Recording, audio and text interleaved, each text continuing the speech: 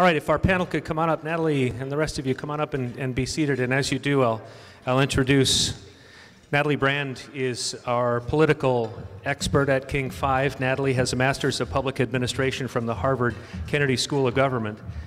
Roberto Dondisch, our member, you know well. He is the Consul General for Mexico here in Seattle. He also is a top negotiator for the country of Mexico, having negotiated the Paris Climate Accord. Michael Wooff is Senior Trade Commissioner for the Canadian Consulate. And Ed Rice is a rock star professor at the UW Foster School of Business. Today is all about understanding really what the current trade situation is. So I'll turn it over to my colleague Natalie Brand right now. Please give them a warm Seattle 4 welcome.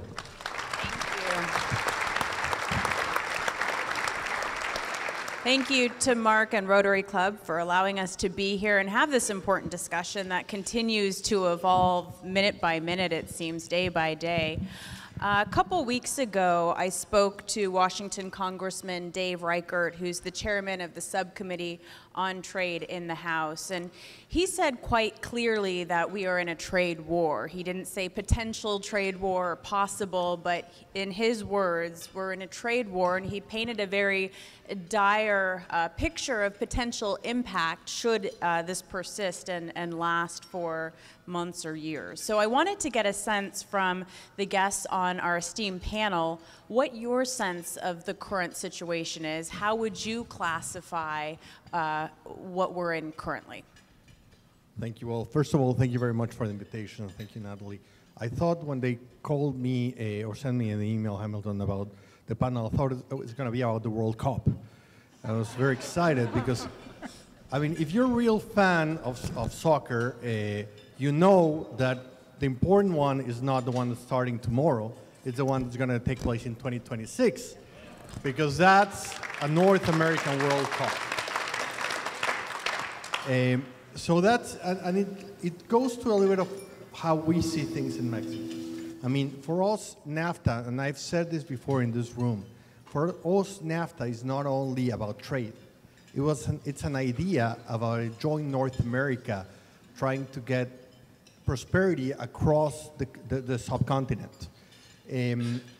So as you ask, how do I characterize it? I don't know if I would characterize it in another way than saying this is not where we would like to be. And I think it is a moment where signals are being sent about what is the intention of each of the countries, on where do they want, or what do they see in the future North America. And that's what worries us. Not the imposition of tariffs, which we don't like, but the message that will lead us to understand, what is the intention as we go forward for the next 5, 10, 15 years. Thank you for your invitation as well. It's a pleasure to be here. Some of you may have seen some of the news coverage from the weekend, the G7 meeting in Canada. And I paid very close attention to my Prime Minister and my boss, the Canadian Foreign Minister, Chrystia Freeland, who's being interviewed the last couple of days on most of the major American media. And she jumped through hoops not to say those two words that your question has just asked me. And so I'm going to take my cue from my bosses and not say those two words. And I would again say, everybody's aware that there's a process going on and that these are negotiations, and sometimes they run hot, sometimes they run a little bit more smoothly. I think there's a fair question, a lot of pundits that are watching that are now questioning whether people are in the room in good faith. And I will stress the Canadian position is that we are at the table. We have always been at the table. We remain at the table, and we are doing a yeoman's job to find solutions to advance positive issues in this process in a win-win-win scenario. And we will continue to do that. And if I may ask a quick follow-up before we get to Professor Rice. Following the G7, we had hope, and when I spoke to you last week, Consul Dondisch, there was hope that progress would be made during those talks. In your mind, Was more damage done? Did the rift widen? Or how would you characterize the relationship currently between the U.S. and Canada? So if you look back at history, there aren't any two countries that have a closer, more involved, closer relationship than Canada and the U.S. We are tremendous allies and partners, and it doesn't matter who our particular leaders are at any one time. This ebbs and flows with differences of opinion and political ideology. We've been in this before. What happened on the weekend was bigger than just that meeting. It was bigger than just trade negotiations. There's a lot of international politics, and people have used the word brinkmanship involved. Our position is you don't make it personal. You don't call people names. You don't become nasty about it. You stick to the facts and the process, and you try and find solutions, and that's what we're doing. Okay. Now to Professor Rice, from an economic perspective point of view, what do you make of the developments that have happened over the past couple of months and weeks? Well, I don't know whether to call it a trade war or not, but I guess I would say it's not long enough yet to be a trade war in the way our government works. That could change in a week. And so calling it a trade war now is a little premature, perhaps, but I think there's danger of a trade war. And I guess what I would emphasize is how important trade is to the overall economic system in the world.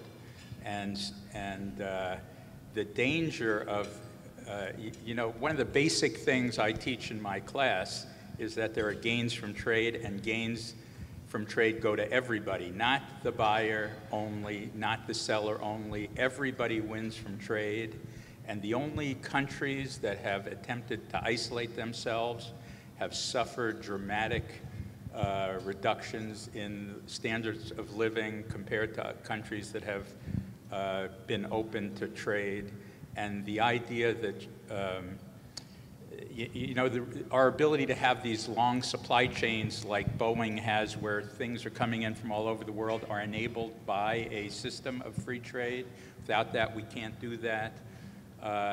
These things are very large, have very large effects on the overall economic system, and the danger is that this free trade system we never get quite to, but we're approaching, will be destroyed in the coming months and years.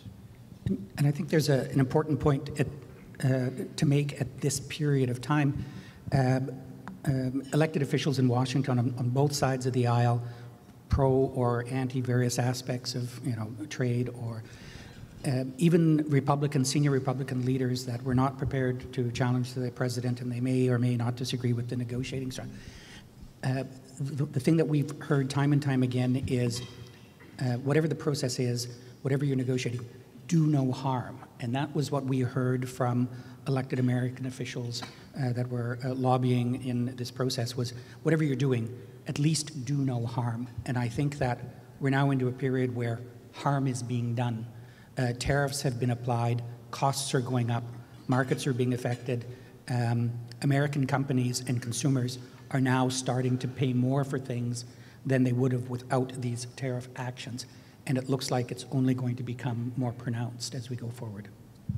And I guess to build upon that point, the new tariffs imposed by the U.S. on steel and aluminum from Canada and Mexico are seen as a negotiating tactic to maybe garner more concessions during NAFTA negotiations. So what can you tell us about the current sticking points and difficulties of the negotiation before the tariffs were imposed? Why was progress not being made? So certainly the imposition by the United States of steel and aluminum tariffs was on a range of countries: China, Mexico, Canada, the EU, and it was brought under Section 232, which has never been used for this purpose before, which is a national security justification. So this is not part of NAFTA. This was never linked to the negotiating strategy. People may have assumed that it was part of it, but it's a completely separate process and it's illegal the way that it's been done. It's illegal by World Trade Organization rules and standards by which the United States has operated under until now. So countries have the right to respond. And so Mexico has responded, EU has responded, China has certainly responded, Canada has proposed to respond, and we're in a consultation period. If that consultation period doesn't go well, our counter tariffs and countermeasures take place July 1st. If I may add, it creates further complications in many ways. The most complicated one, and I'm not in negotiations in this situation, but as former negotiator, trust between negotiators is of the utmost importance. When the United States decided to impose tariffs in a way that breaks the rules that have been created internationally, both NAFTA and World Trade Organization, that gives notice to the partners of not respecting the agreements. So if you're negotiating or modernizing a new agreement, but the person who's in front of you is showing you disregard for the agreements that are already in place, that leads you to question if what you're doing in good faith is actually something that's worthwhile. I mean, do you really go and try to find solutions that are going to be good solutions for the three countries, because that's the only way you can do this in a way that that the agreement lasts over time? Or do you think that, whatever we agree on, my counterpart is not going to really adhere to it if at any point they decide they don't want to? So that really complicates issues. So yes, I think in terms of Mexico, and I've talked to the people who are negotiating, these are experts. They have been doing this all their life. They're trying to do it in the best way they can, absolutely engaging every single month. There have been negotiations. Our Minister of Foreign Affairs has been in Washington, D.C. maybe once a month. Our Minister of the Economy, who's in charge of trade as well, has been in the negotiations himself, present all the time. So the question is now if we're all really trying to get something to an end point. Can I just add about the value of reputation in general for the United States? So there's the world economy depends on free trade, or a lot of trade to a large extent, but there's also the reputation of the United States. And one of the reasons the United States can be a reserve currency, one of the reasons the United States can facilitate trade agreements that help cut the restrictions on trade is because we have been thought to be an ally you can count on. And I think a big problem for the United States is that not just the NAFTA, but also the TPP, also the Iran deal, there is a general sense that the United States may not be able to be the source of a stable, be counted on to fulfill these agreements, and that reputations are very hard to create and very easy to break, and we're right now potentially in a situation where we're breaking agreements that are going to be very hard to rebuild our reputation. Professor Rice, while you have the floor, can you shed some light on all the numbers that are being thrown at us in terms of trade deficit, trade surplus? The president says we're being taken advantage of. Can you give your professional economic perspective on that? So the first thing you have to understand about trade is, as I said before, everybody wins from trade. So the idea that you should look at a trade surplus or a trade deficit as whether you won or lost, like if you have a surplus, you won, ridiculous, totally ridiculous. Nobody in the world believes this who has ever studied this for more than 5 minutes. So the way I express this is I have a trade deficit with my dry cleaner. I keep sending dollars out, no dollars come back. I have a trade deficit with QFC. I have huge trade deficits with everyone. I have, other than the University of Washington, huge trade surplus with the University of Washington. So you could say they're all unfair. You know, all these other people are unfair. I should cut off my dry cleaner, but then my clothes would be dirty. That's the problem. And so the idea, especially that we should care about bilateral trade surplus, is insane. And the idea we should care about surpluses versus deficits, this is something, the start of modern economics was Adam Smith in 1776. He wrote his book, The Wealth of Nations. And the idea of that book that started modern economics is that you don't care about trade surpluses. That was a mercantilist notion where if you got a lot of gold, you'd be the most powerful or the best country. But gold isn't what makes a country great. It's how the people are living. And if you have a lot of gold and people are living not so well, it's not such a great thing. So back in Washington, D.C., today, in fact, a group of growers, agricultural growers, are meeting with Congressman Reichert and I'm sure other members of the Trade Subcommittee. And this is an area where, you know, the key members of the Trade Subcommittee disagree with the administration, the Trump administration. So I'm just wondering how negotiations are, just talk to us about the dynamic of those negotiations between Congress and the White House and everyone in between.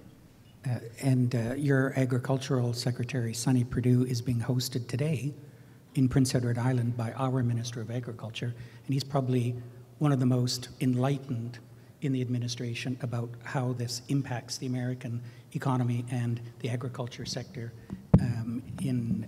specifically, and has been very vocal in supporting American industry in the agriculture sector and the damage that could be done with tariffs. And in the agriculture sector, Mexico and Canada are your two biggest customers. We buy the vast majority of American agricultural production. Same in steel and aluminum. Canada buys more aluminum and aluminum products from the United States than any other country by far. 60% of your exports go to Canada. So you're basically being nasty with your biggest customers in these areas. The impact is huge. Steel and aluminum tariffs, anybody in the agriculture sector that's packaging something or canning something or putting in the foil something, their costs are going up already. The question you're asking is a complicated one, because the dynamics of negotiation are ones that are difficult to understand in any negotiation. And this one, it's particularly difficult because the technical groups are doing great. The agreement, from what we hear, is basically done. There might be a couple of things that need to still be resolved, but everything else technically is there. And that requires every one of the three countries to make quite a few concessions. But that's the deal making, that's what you get to. The problem is that it appears, at least from what my minister has said, is that it's not a technical issue that's delaying. And from what we hear read from the paper, there are things that appear to have already been negotiated, which are being reopened by the US. And the question is why, and there are quite a few alternatives. I don't want to go into the possible scenarios. It's not my role. When I was a professor, that was my role. That was fun. Now I have to buy, just to keep it to myself in a way. But there are many reasons why. But let me just tell you one thing.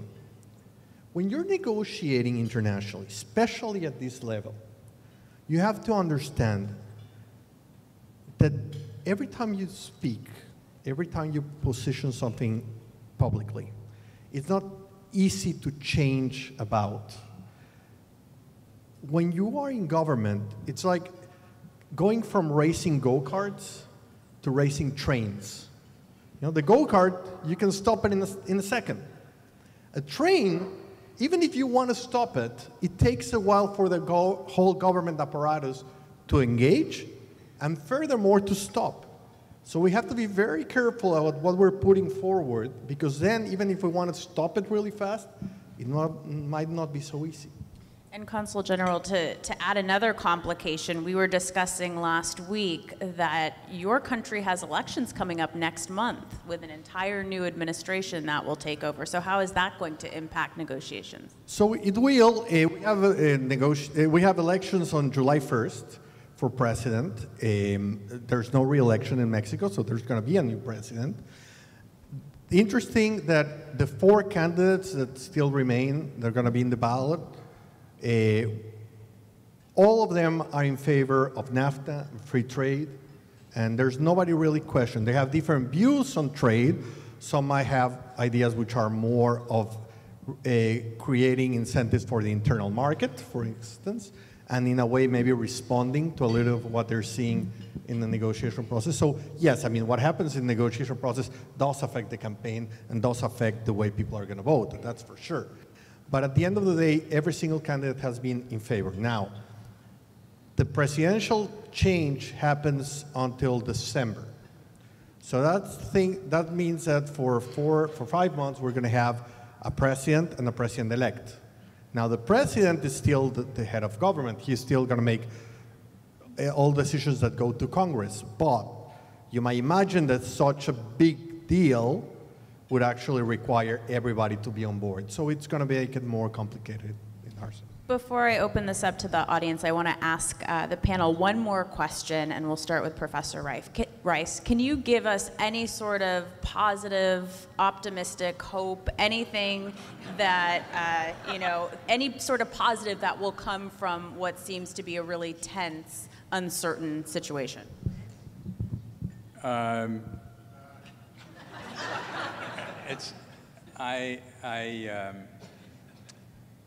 We can get back to you. Let me put it this way. There are people working in the administration who know this. The Larry Kudlow, who's now got a heart attack, but released from the hospital. Huh? He was released from the hospital today, from what I saw on Twitter. He's okay. He prefers free trade. He's long been a proponent of free trade. This other guy from UC Irvine, I can't remember his Navarro. While he's a little extreme on free trade, there are problems in the trading system, and he recognizes those problems and puts them front and center. I think he's a little extreme on this, but he understands that the things that I can't understand why he lets President Trump talk about bilateral trade deficits. He must be pulling his hair out every time this happens. But in any case, I think there are people in the administration who know this. Most of the people in the administration know this. So my hope is that this is more a negotiating tactic, and the main costs of this will be minimized. That's, I think, a possibility. Positive things. Nobody should be surprised with your president's behavior in this. We're now moving from Chapter 2 to Chapter 3 of The Art of the Deal. So in some respects, this is predictable. As Consul Dondisch has said, the vast majority of the NAFTA substance is there and has been agreed to, and there's a bit of tinkering. Yes, okay, there's a bit of political brinksmanship for other reasons that's going on. But in a historical context, as a Canadian Trade Commissioner that's trying to get Canadian companies to do business with the world, every once in a while, Canada needs to be reminded that we are too dependent on our trade with the US. We now have a free trade agreement with the EU. We are members with Mexico, with a whole bunch of other Asian markets in TPP, something that the US walked away from. We have a free trade agreement with Korea, with Chile, with Latin American countries, with a dozen African and Middle East countries. Canada is the most plugged-in country there is in the international trading environment. And if there's a period of time where it's difficult to do that with the US, that will cost everybody on both sides of the border a lot of money and jobs. But Canadians will go on and look at the rest of the world and continue with what we're doing. Really quickly, I think that the positive is that we're having this kind of discussions. is that we, for many years, maybe we took the North American ideal for granted.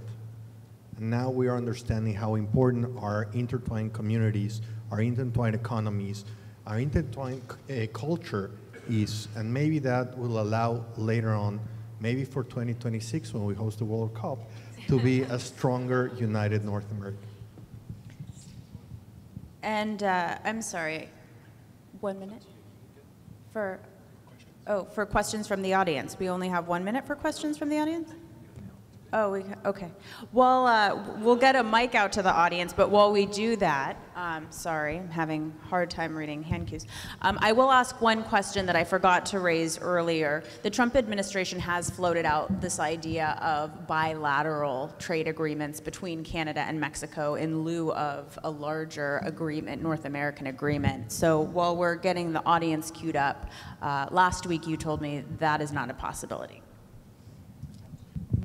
You know, we are working for a North American agreement. I mean, NAFTA is there. There is logic to it. I think it's a great one. And the reality is that there's also a question. I mean, one thing is to want something, and second is what are you offering? I mean, if the U.S. wanted to do a bilateral trade, why would Mexico or Canada go that route if what we're trying to do now turns out not to pan out? I mean, there's also that question of why would a country decide to go in that route? Mexico and Canada, and of course, Michael can speak for Canada, but we have been very clear. We believe in North America. We are so intertwined, and if you throw away the trilateral deal, you don't get two bilateral deals. You get nothing. You're at MFN, and you pay the most tariffs across the full range of everything, and it makes all three markets less competitive vis-a-vis all of the other markets in the world, and the ones who win are the Chinese and others. And maybe that's what they're hoping for. I think the analogy here is that the US walked away from the TPP at the very 11th hour, where everything that the US had asked for was being offered on the table. They stepped away. All of the remaining 11 countries, we went forward with the TPP. Canada and Mexico have a free trade agreement with TPP partners. We are in a free trade arrangement under NAFTA and with TPP. The lesson for the United States was, how are they going to get what they wanted on the table with individual markets in that regard when everybody else has already agreed on the basic rules and is intertwined? I think it's a very, very bad negotiating strategy to assume that one can step away from the trilateral agreement and strong-arm individually Canada or Mexico to get what you want. I think the U.S. position would be weaker. We have a question here. So President Trump has focused pretty exclusively with Canada on the dairy market, and I'm curious, what's the relative size of that market to total transborder trade, and why would he do that? So you can't see this bar chart, but it starts with bilateral trade between the two countries and goes down here to the bottom, where dairy is 0.6% of U.S. exports to Canada and imports of 0.1%. So this is the most minute part of the bilateral economy. And I would say, because I've been rehearsing my response on dairy because it seems to be the cause célèbre that the president likes to say, and he says 278% Canada has duties on American dairy products. Well, the Americans have about 300% duty, all told, in a reciprocal fashion, and keep a lot of foreign dairy products out. The essence of the dairy issue is that there is a surplus of milk being produced in the U.S. because American consumers are consuming less milk, and you are, in an unfettered way, producing massive amounts of milk. And in the international dairy market, there is a glut of milk and dairy products. And so the U.S. is trying to, if you were in any other situation where a country suddenly had a massive surplus that you've produced domestically, and then you're trying to put it into the other markets, that's called dumping, okay? So the U.S. is trying to dump their surplus milk and dairy products into the Canadian market. You remember the president when he was campaigning and said NAFTA was bad and that there were a whole bunch of people that were left behind in certain states, that their jobs disappeared and everything. And all told, when economists were looking at that, there was about 300,000 jobs minus, in all of the calculations of all of the job creation and all of the job losses. There were about 300,000 jobs that were lost in certain parts of the economy, never to come back. Well, the whole new NAFTA renegotiation is about how to bring those groups that are disaffected along with job retraining and support to those sectors that have to be in transition. And the US is doing that, Mexico does that, Canada does that. A lot of countries do that in transition to help an adversely affected sector. We do that in dairy to protect dairy farmers for the Canadian consumer, so that when massive fluctuations happen in the market, you don't put your dairy farmers out of work. The United States sells 5 times as much dairy and milk product in Canada as Canada is allowed to sell in the United States. So you already have a factor of 5 advantage in sales of dairy and milk in the Canadian market. Does that help? I just want to add, I don't have anything for Canada. I think they're probably doing dumb things in dairy, tell you the truth, but not as dumb as we do. We have the most Byzantine, crazy dairy regulation in history. It's hard to even imagine how we could have created the dairy regulation we have. It's on a statewide basis, and states do crazy things. And so we had to clean up our own dairy situation. And if you isolate any particular industry or product, you can pick at it like that. A lot of response I say to people when they're complaining about this restriction on the Canadian side on dairy is, what do your American dairy cattle eat? They eat corn and they eat soybeans, 2 of the most highly subsidized agricultural products, subsidized by the US government and state governments, by the American taxpayer. So there are inputs that are going into American dairy that are subsidized. So you can't just pick one thing and say, everything depends on this. You have to look at it holistically, and that's part of the negotiation, is to a little give and take and to put things in relative perspective and grow the pie for everybody. And that's what NAFTA has done for 30 years, has increased the value of all 3 markets potential, made us the most competitive we can be to face international competition. And we're about to do things to each other that make us less competitive vis-a-vis the rest of the world. And that will be very sad, and it will cost a lot, and people will lose their jobs. So we have to make sure that the message gets out, and then the negotiators continue to do their best to come up with a win-win-win deal. First, thank you to the panelists and the excellent moderator. I'm in violent agreement with everything you've said.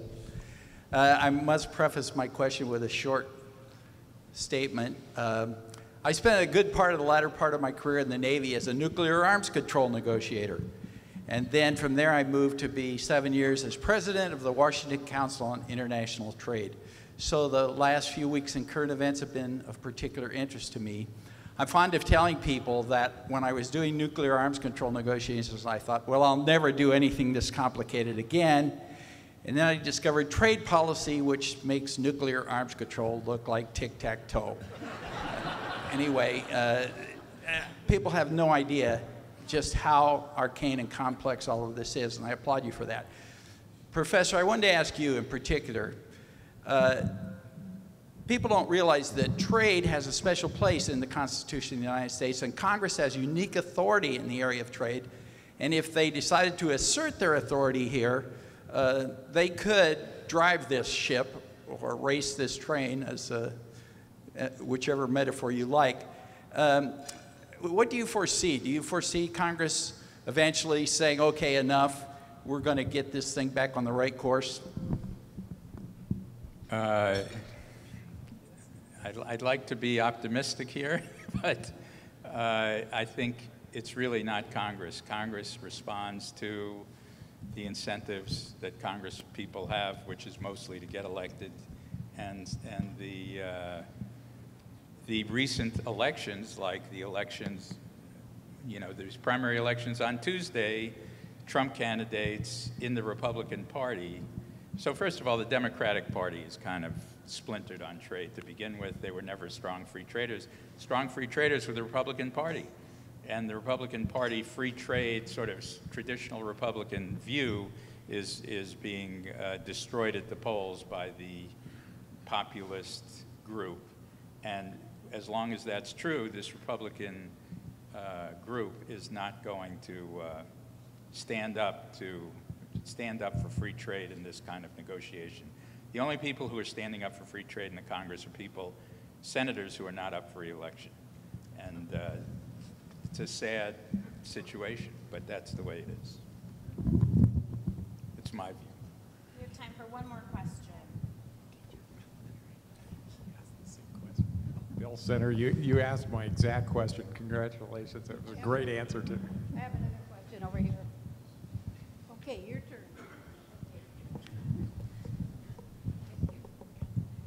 Oh, hi. 2 weeks ago, I was in an economic conference in Tacoma, and there was a representative from Canada and another one from Mexico, and we were discussing about NAFTA as well. And there was this comment that I think I find it very interesting, and I would like to know your opinion. There's a project between the airport in San Diego.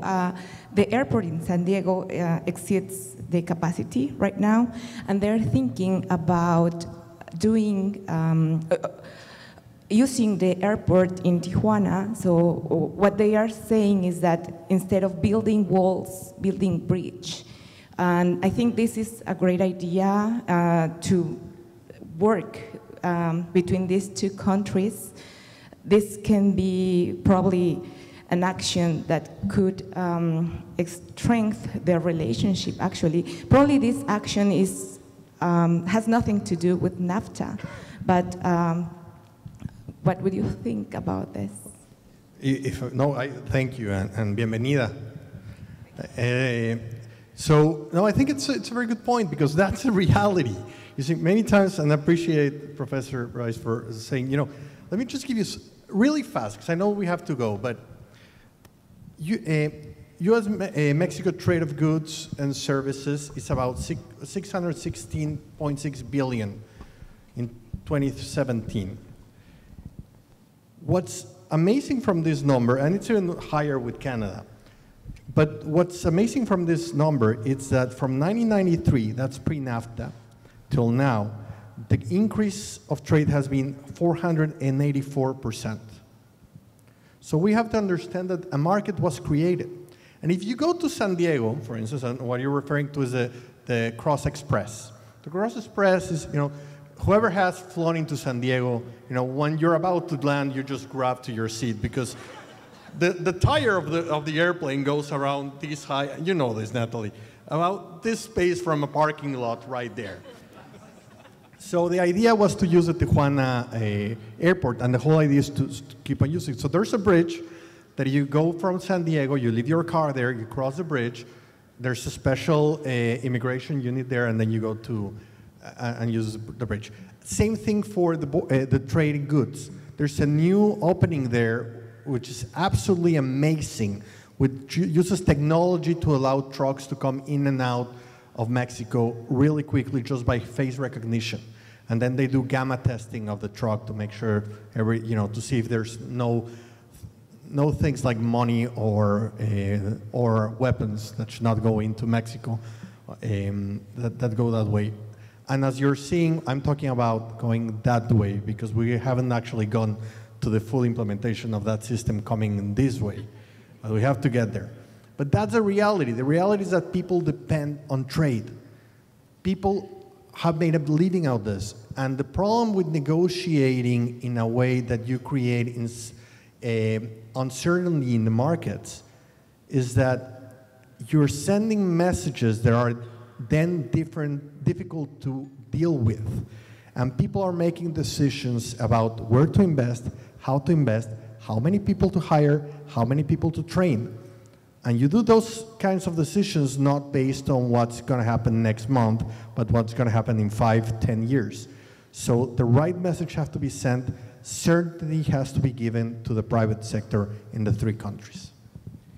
There's lots of really great examples of cross-border infrastructure that helps tie the countries together and stuff. And so instead of thickening the border or putting up barriers, we should be looking at more of those examples.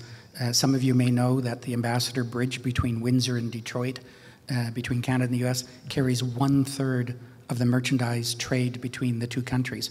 And there's a new bridge being built because it's such an important link, and that's a joint project between Canada and the United States. The Alaska government has matching federal funds to upgrade the Prince Rupert Ferry Terminal, which is vital to the economy of Alaska.